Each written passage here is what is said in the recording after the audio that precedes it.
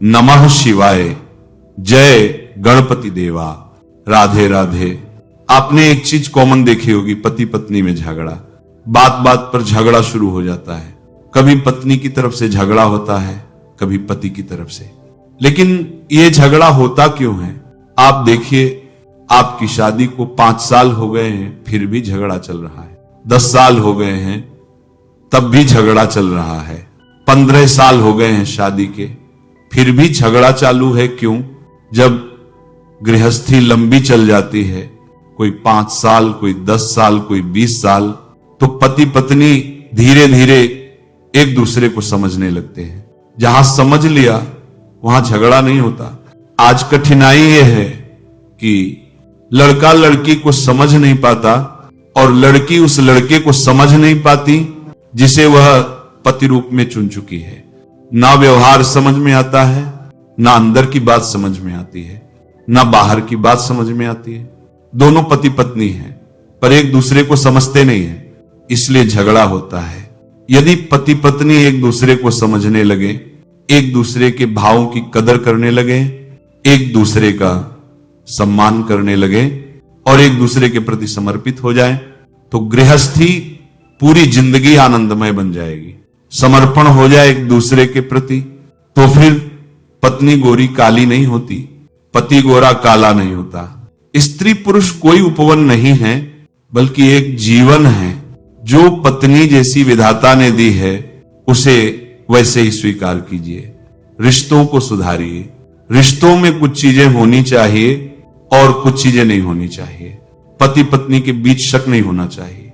क्या नहीं होना चाहिए? मेरा पति किसी और के चक्कर में तो नहीं है, या मेरी पत्नी किसी और के चक्कर में तो नहीं है। यह जो संदेह है वह गृहस्थी की सबसे बड़ी दीमक है। जिस पति पत्नी में से किसी एक में भी आ गया, उनकी गृहस्थी तबाह हो जाती है।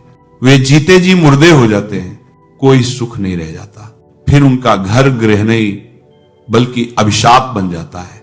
इसीलिए मैंने पहले भी कहा, पति को चाहिए कि वह पत्नी में समर्पित हो जाए और पत्नी को चाहिए कि वह पति में समर्पित हो जाए।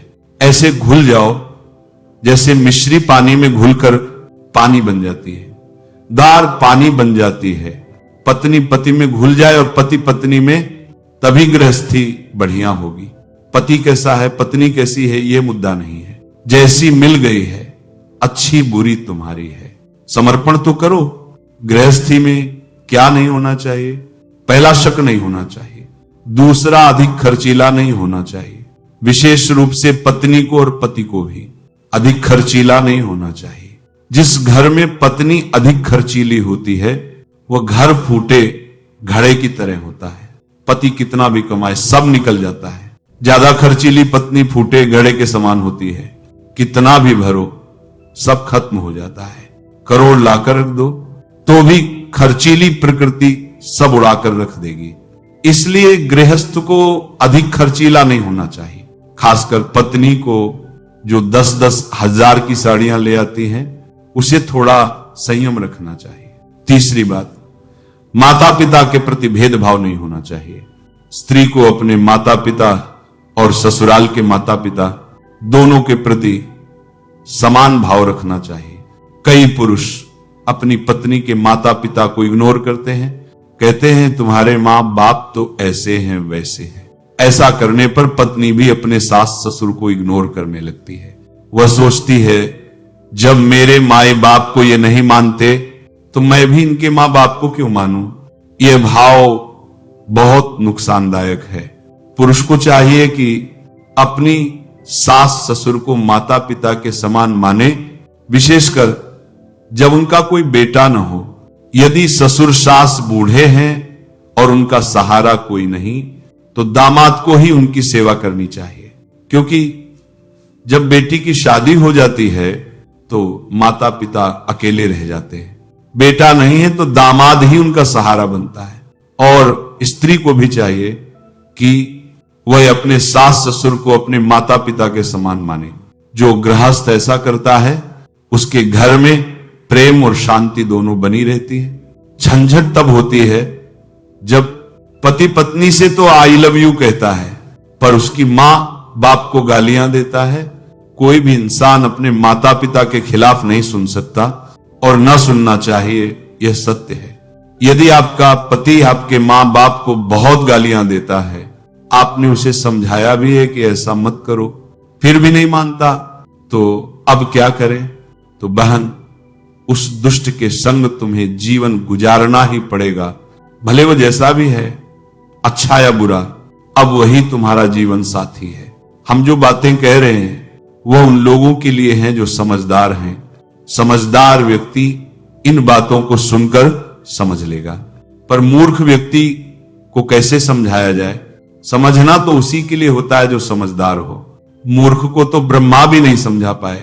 पहला, शक नहीं होना चाहिए। दूसरा, अधिक खर्चीला नहीं होना चाहिए। तीसरा, एक दूसरे के माता पिता के प्रति सम्मान होना चाहिए। पति को चाहिए कि वह अपनी सास ससुर का आदर करे, पत्नी को चाहिए कि वह अपने सास ससुर को माता पिता माने। जहां सम्मान होता है वहां प्रेम बढ़ता है, और जहां अपमान होता है वहां कलह होती है। अब जानते हैं पति पत्नी में क्या होना चाहिए। पहली चीज, दोनों के अंदर भक्ति होनी चाहिए। भक्ति कैसे आएगी? सत्संग से। दोनों पति पत्नी को जोड़े से सत्संग करना चाहिए, कथा सुननी चाहिए, हवन करना चाहिए, धार्मिक स्थलों की यात्रा करनी चाहिए। दोनों साथ में वृंदावन जाएं, बिहारी जी के दर्शन करें, जगन्नाथ जी के दर्शन करें।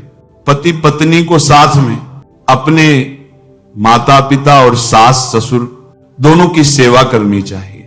यदि साला नहीं है तो दामाद को अपने सास ससुर की पूरी जिम्मेदारी उठानी चाहिए।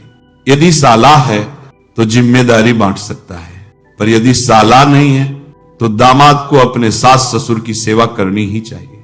पति और पत्नी दोनों को मिलकर भगवान की पूजा करनी चाहिए।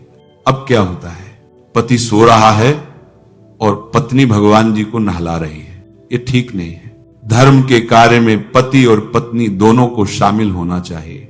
जो यज्ञ या अनुष्ठान होते हैं उनमें अकेली पत्नी को बैठने का अधिकार नहीं होता और अकेले पति को भी नहीं।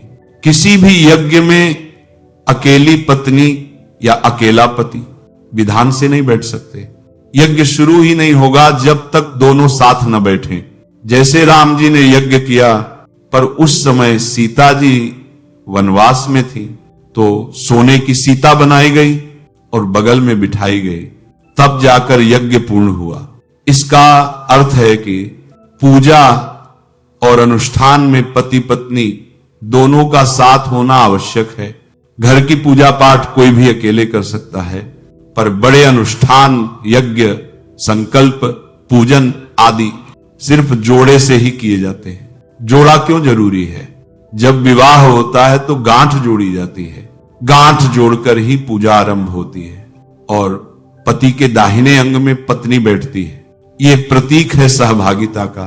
पति पत्नी दोनों मिलकर भगवान का चिंतन करें, तभी गृहस्थ जीवन सार्थक बनता है। भगवान का नाम लेना, उनकी सेवा करना, दोनों मिलकर करें तो वही सच्चा गृहस्थ जीवन कहलाता है। गृहस्थ जीवन का लाभ यही है कि भगवान का अत्यधिक चिंतन दोनों मिलकर कर लें और इसी से भवसागर पार किया जा सकता है। गृहस्थ वही कहलाता है जो सत्य बोले, दया रखे, दान करे, कभी भी बिना गाय को रोटी खिलाए, भोजन मत करना गृहस्थ का पहला धर्म है। पहली रोटी गाय की। पत्नी को ध्यान रखना चाहिए कि पहली रोटी वो अपने पति या बच्चों को ना दे, वह रोटी गाय की होती है। यदि पहली रोटी गाय को नहीं दी और पति या बच्चों को खिला दी तो यह पाप माना जाता है, क्योंकि वह रोटी गौ का हक थी। यदि गाय ना मिले तो क्या करें? यदि आसपास गाय नहीं है तो थोड़ा सा आटा लेकर एक छोटी रोटी बना ले और उसे अलग रख दे। फिर किसी गौशाला में हर महीने थोड़ा चारा या दान देते रहें। इससे आपकी रोटी का पुण्य गाय तक पहुंच जाता है। गृहस्थ के 5 नियम, पंच रोटी। गृहस्थ के घर से 5 रोटियां निकलनी चाहिए। 1, पहली रोटी गाय की। 2, दूसरी रोटी अतिथि की। 3, तीसरी रोटी साधु संत या ब्राह्मण की। 4, चौथी रोटी पक्षियों कौओं की। पांचवी रोटी कुत्ते। जो लोग ये 5 रोटियां निकालते हैं उनका अन्न पवित्र और भगवान को प्रिय बन जाता है। यदि आप यह नहीं करते तो भगवान कहते हैं तुमने तो गाय की रोटी निकाली ही नहीं, फिर हमारा भोग कैसे लगा। यदि कोई द्वार पर भूखा बैठा है और आप अंदर भोजन कर रहे हैं तो यह भी एक पाप है। इसलिए पहला अंश गाय का, दूसरा अतिथि का, तीसरा अंश ब्राह्मण के लिए। पहले के समय में लोग हर अमावस्या या पूर्णिमा को ब्राह्मण को अन्नदान करते थे। वह अन्नदान सीधा कहलाता है। सीधा मतलब आटे, चावल, दाल, सब्जी आदि का वह अंश जो भगवान के भोग के बाद ब्राह्मण को दिया जाता है। इससे अन्न पवित्र और धन शुद्ध हो जाता है। पक्षी और कुत्ते की रोटी, चौथी रोटी पक्षियों के लिए होनी चाहिए। कौवों के लिए दाना डालिए क्योंकि वे भी जीव हैं, और आखिरी रोटी कुत्ते के लिए। कुत्ते को मत खा लेना वरना कुत्तों जैसी प्रवृत्ति आ जाएगी। जो लोग हर समय कुत्तों की तरह झगड़ते हैं समझो उनके घर की रोटी से कुत्ते का हिस्सा निकला नहीं है। दोनों मिलकर अपने माता पिता और सास ससुर का सेवा करें। जिनके जीवन में यह भावना आ जाती है उनका जीवन स्वर्ग से भी सुंदर हो जाता है। परिवार में कभी कभी मन मुटाव हो जाता है तो उस समय क्रोध को शांत करना चाहिए। कभी शब्दों से एक दूसरे को चोट नहीं देनी चाहिए। यदि पत्नी कुछ कह दे तो पति को चुप रहना चाहिए, और यदि पति कुछ कह दे तो पत्नी को मौन रहना चाहिए। अगर दोनों ही एक साथ बोलेंगे तो घर युद्ध भूमि बन जाएगा, पर यदि एक व्यक्ति चुप रह जाए तो झगड़ा वहीं समाप्त हो जाता है। परिवार में सुख कैसे बना रहे? हर सुबह भगवान का स्मरण करें, घर में दीपक जलाएं, थोड़ा राम नाम जपें और दिन की शुरुआत मंगल भावना से करें। पति पत्नी एक दूसरे को देखकर मन में यह सोचे ये मेरे जीवन साथी ही नहीं भगवान द्वारा भेजे गए सहयात्री हैं। जब ये दृष्टि बन जाती है तो हर बात में संतुलन बना रहता है। धन बहुत आवश्यक है लेकिन धन ही जीवन नहीं है। धन का उपयोग धर्म, सेवा और परिवार के हित में करें। यदि धन का उपयोग केवल भोग के लिए होगा तो वह घर को विनाश की ओर ले जाएगा। घर में हमेशा यह भावना रहे हम जितना भगवान ने दिया है उसी में संतोष रखें। संतोष से ही सुख की जड़ उत्पन्न होती है। बच्चों को बचपन से ही संस्कार, भक्ति और सत्य वचन सिखाना चाहिए। माता पिता यदि स्वयं सच्चे हों तो बच्चा अपने आप सच्चा बन जाता है। यदि माता पिता झूठ बोलते हैं, लालच करते हैं या एक दूसरे का अपमान करते हैं तो बच्चा वही सीख लेता है। इसलिए घर का वातावरण भक्तिपूर्ण और शांतिपूर्ण बनाइए। बच्चे वही बनते हैं जो वे घर में रोज देखते और सुनते हैं। जब पति पत्नी एक दूसरे को समझने लगते हैं तो जीवन बहुत सुंदर हो जाता है। वहां छोटी छोटी बातों का महत्व नहीं रहता बल्कि एक दूसरे की भावनाओं का सम्मान रह जाता है। जीवन में कभी ये मत सोचो कि मेरे साथ क्या बुरा हुआ, बल्कि ये सोचो कि मेरे साथ जो हुआ उसमें भी भगवान की कोई लीला होगी। गृहस्थ जीवन में भगवान का स्थान, गृहस्थ जीवन में भगवान को तीसरा साथी बनाना चाहिए। पति पत्नी 2 हैं और भगवान तीसरे, जो बीच में रहकर दोनों के बीच प्रेम का सेतु बनते हैं। जब घर में भगवान का नाम होता है तो वहां झगड़ा नहीं ठहर सकता, क्योंकि जहां हरि नाम है वहां कलह का स्थान नहीं है। भगवान श्री राम और माता सीता ने भी कठिन समय में धैर्य, संयम और भक्ति का उदाहरण दिया। हम सबको वही मार्ग अपनाना चाहिए। जब झगड़ा बढ़ जाए तो क्या करें? यदि किसी दिन मन भारी हो जाए या कोई विवाद बढ़ जाए तो उस समय शांति से बैठ जाएं, गहरी सांस लें और भगवान का नाम जपें। फिर सोचें ये झगड़ा क्या इस जीवन से बड़ा है?